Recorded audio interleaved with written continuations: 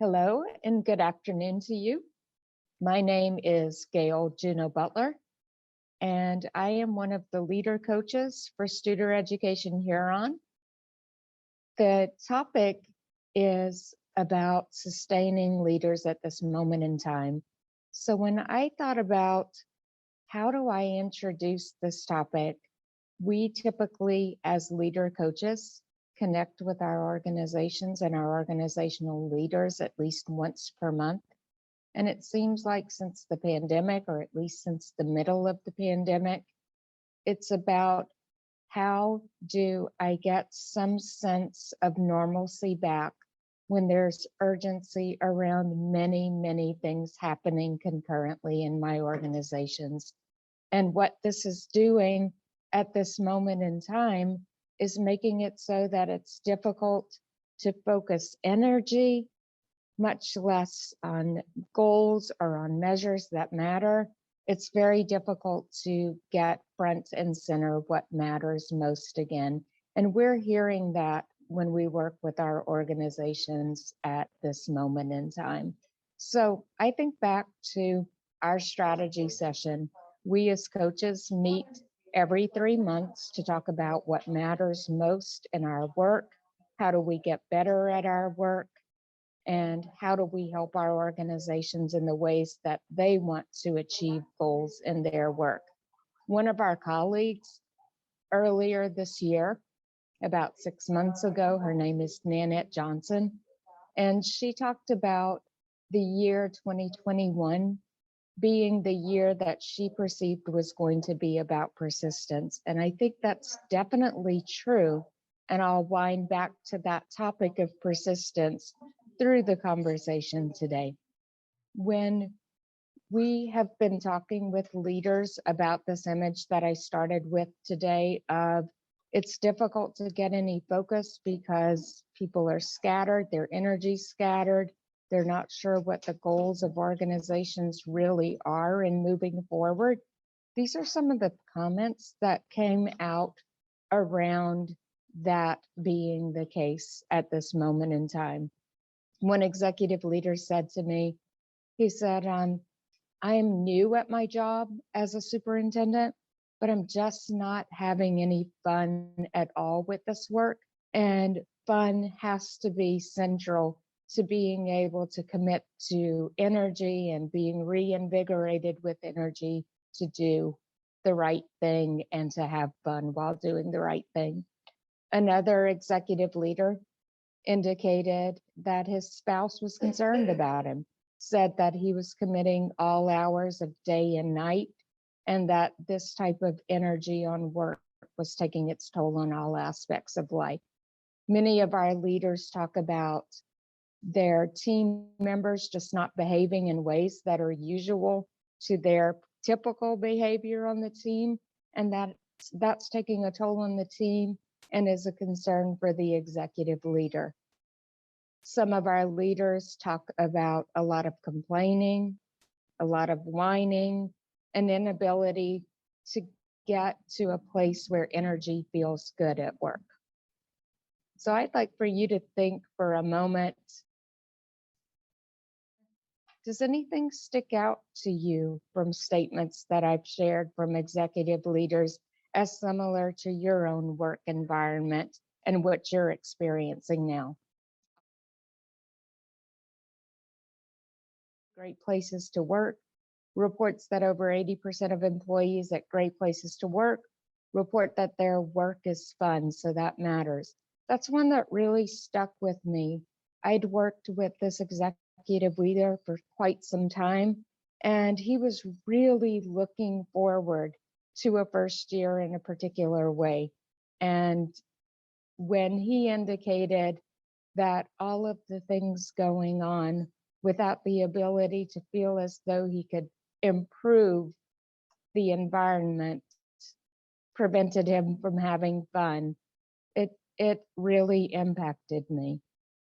The pandemic year was a very difficult year for me personally, and I started reading a theorist I turned to for making sense of life. So finding some way to make sense of life and holding on to that through this moment in time is important. Pima Chodron indicates that we need to get accustomed to there is no beginning of ending in neat ways to problems, that we need to make room for the constant up and down because that's the way that life goes. We've led ourselves to believe that there may be a distinct beginning or ending, and that's possible. But really, we need to touch the storyline as it's occurring and let it go without anchoring down into the sense that bad spirals into worse and that we can't get out of this particular moment in time. This is interesting. In our work, we coach that people first is incredibly significant. And if you anchor that thought to Peter Drucker's quote that culture eats strategy for breakfast, I thought you might appreciate in this conversation about sustaining leaders that work of the future will be about work of the heart. So maybe as we're trying to sustain our leaders and recreate a future that's even better than what we're experiencing now, this statement that work about the heart is probably important to know as we think about creating culture of a work environment in the future. And then at the bottom, I talked about Pima Chodron already, about touching a storyline and letting it go. That's important right now as we continue to spiral and figure out how to make our way through the next moment in time.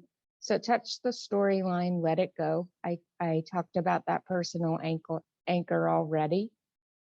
But there's the organizational excellence strategy, which cuts across all of our work.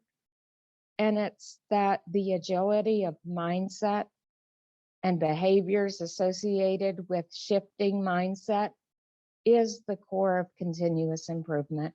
So this is the truth and what we're living in the here and now.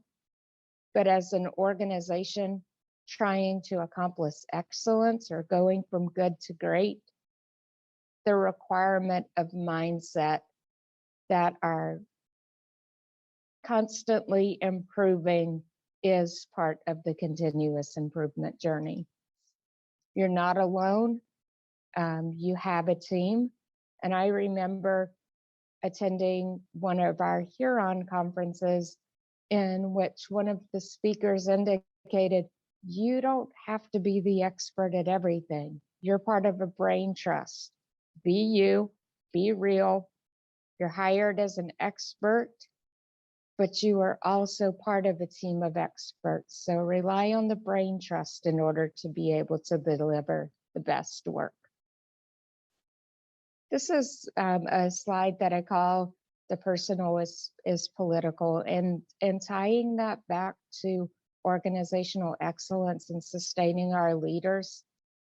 The notion that this moment in time and re-energizing requires doing new and different things ended up in conversations with leaders about them trying things they'd always wanted to try or returning to things that they hadn't done in a long time, but that they knew at some moment in time in their lives mattered a lot to them and brought them joy.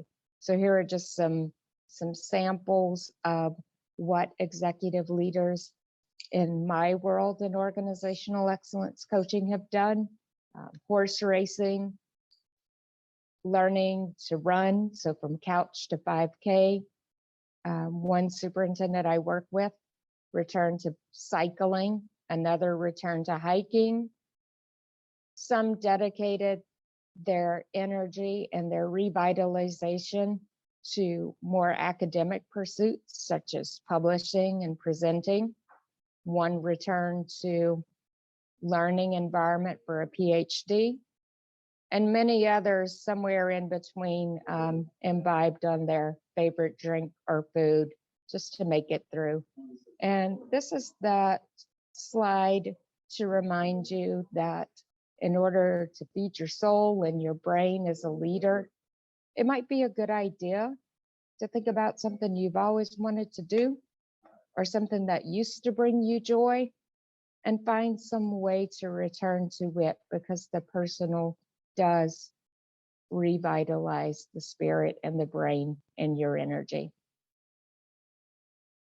It's great to, during this moment in time, offer space for your teams to offer ideas that might be helpful, that make them feel more safe, or as though they're contributing in worthwhile ways and making a difference to the organization. So this is a colleague of mine who is a dean of libraries in California. As she was dealing with safety in her team, an idea was brought to her about how safe do I feel within certain distances of my colleagues as we return to campus and we're in the same room together.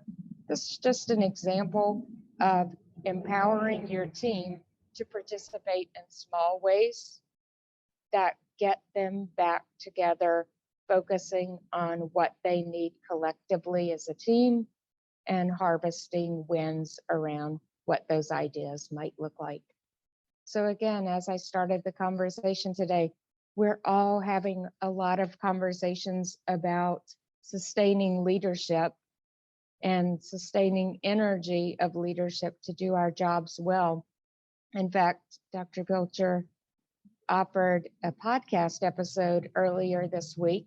I'm not sure if you heard it yet, but it's about getting past that blah feeling that many of us are experiencing now. And within that podcast episode, she names that blah feeling as languishing. And that's an interesting way also to lasso the way a lot of team members and leaders are feeling at this moment in time. They're somewhere between grieving, trying to heal, not finding a clear path out, and existing in this place called languishing. That episode reminded me of some bell hooks feminist work that I studied in my doctoral program, in which naming is healing.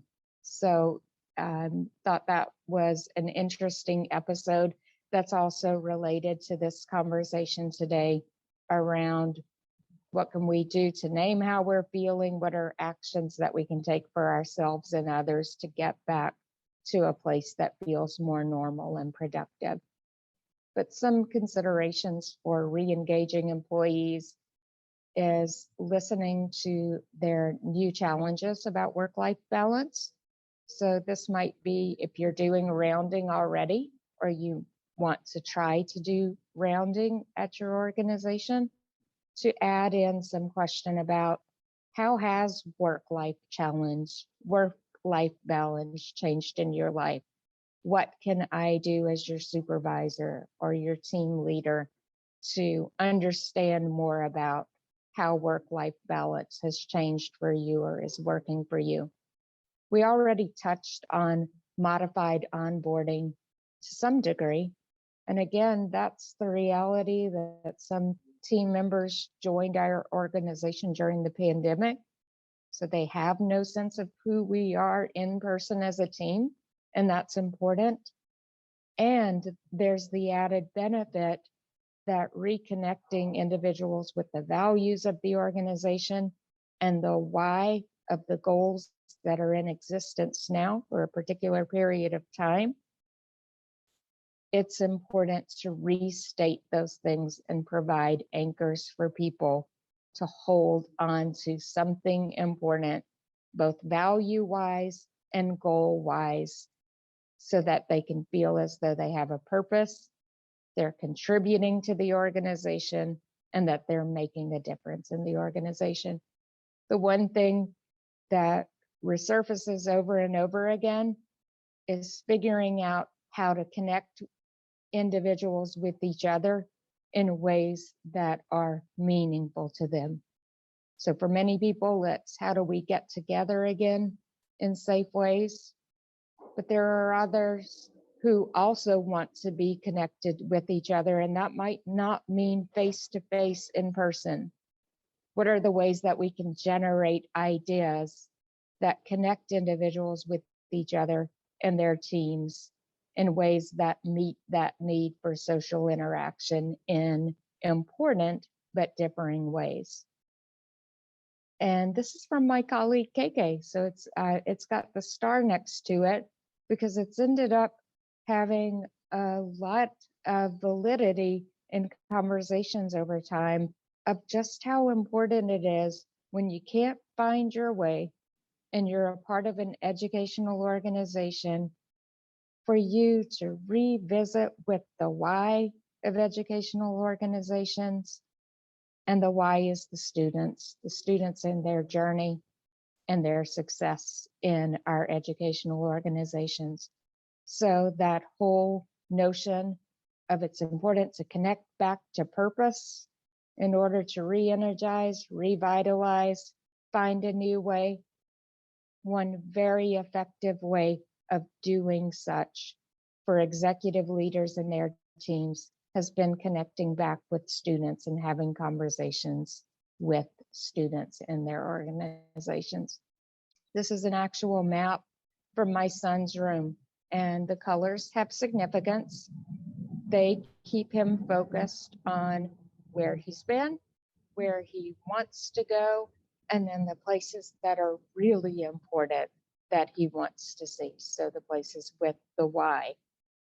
Just as this is some sort of important guide for him, as travel is important in his life, one major way that we can sustain ourselves as leaders and our teams is to ensure that they have a roadmap of where we're going, regardless of how rocky the path of the last 18 months, 2 years has been.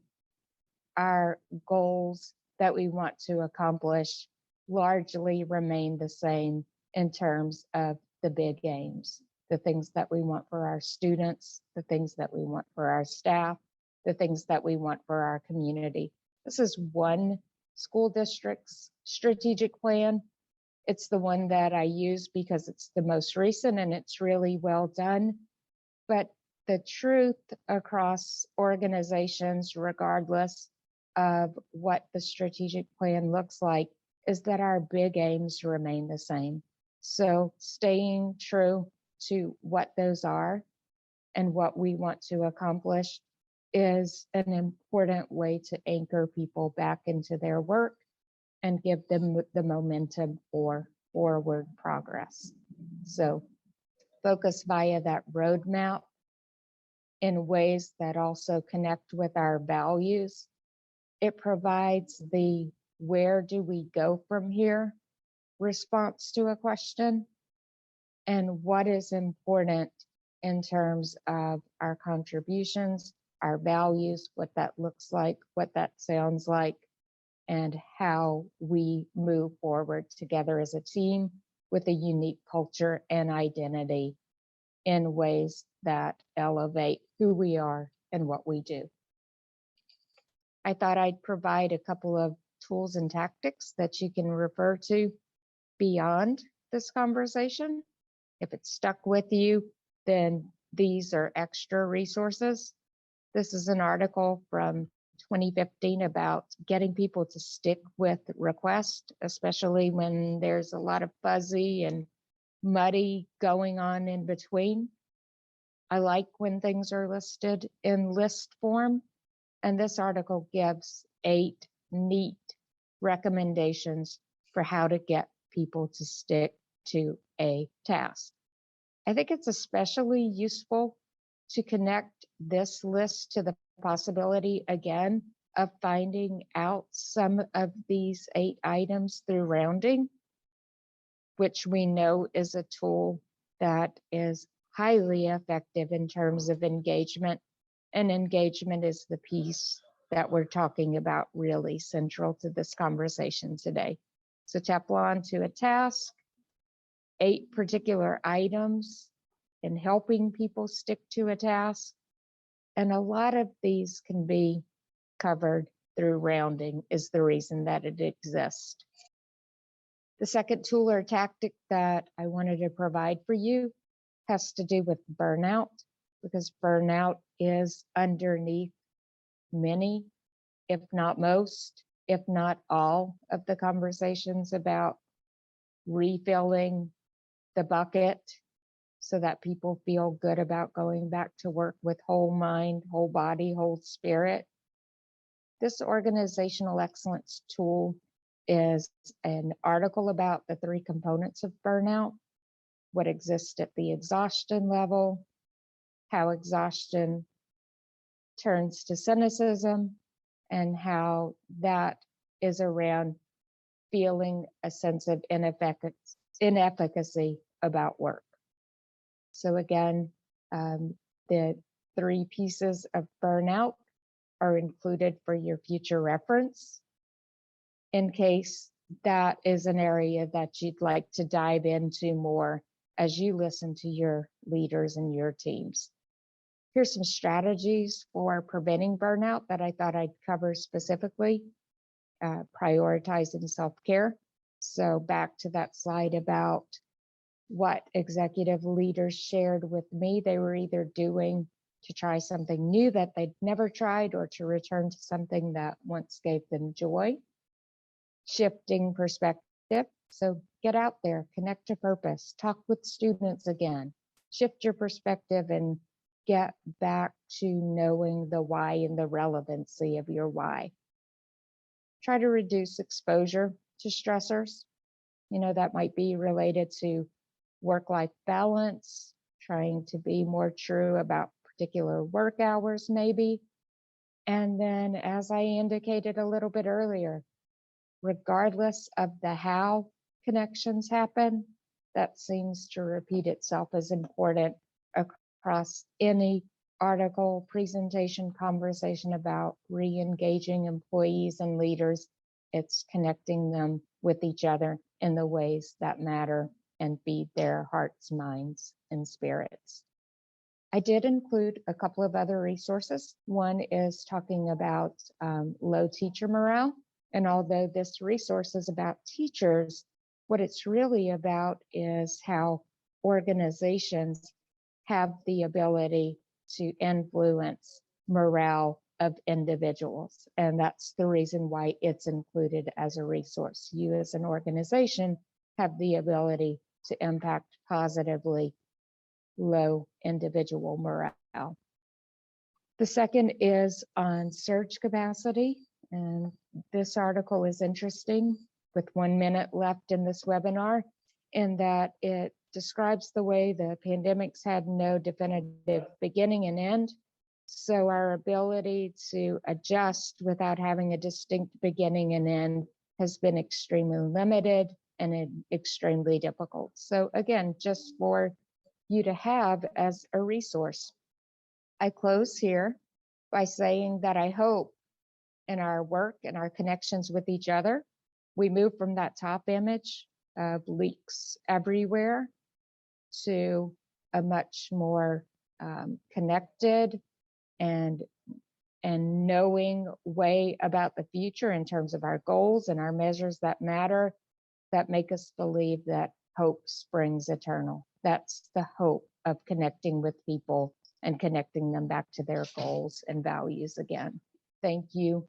We really appreciate your showing up to the 9 Principles in Action webinar series.